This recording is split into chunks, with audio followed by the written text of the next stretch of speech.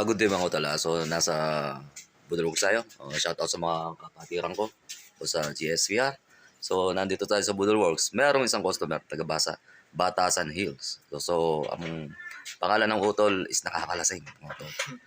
Gilbis. Ito na siya. Taga Batasan. So meron siyang, ang unit niya, isang buwan pa lang mahigit. So ipapatune up niya kay Budulworks. Nabibitin daw siya about sa takbo niya. Gagawin natin ng best para dito sa unit na to. Para maibiyahe na maayos ng isang utol natin. Napaka-solid na net ng utol na to. Alright. Mapuputol natin to. Alright. So, update tayo mga utol.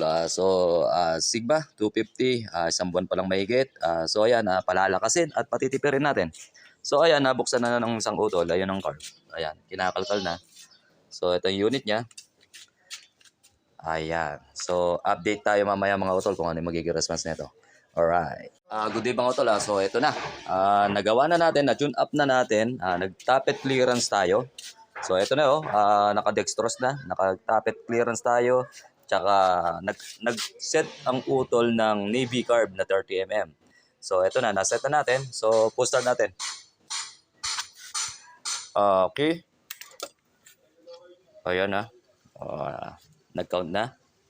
So kill switch. So naka-on na. Ito na mga tol, kamay ni Budulworks. Try natin. Wow! Napakakalmado ng makina. Tapos ang RPM niya is 1.4 to 1.5. So ayan, napakakalmado niya na. So, bukan natin. Yan, napaka-responding naman yan. So napakakalma, napakabilis ng umangat. Tapos bumabalik sa tamang heighting niya.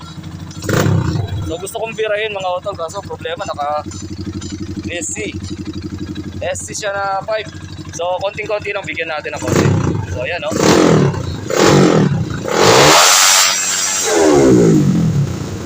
So all goods mga tol. 1 month old pero tune up ni Budulworks. Goods na to mga tol.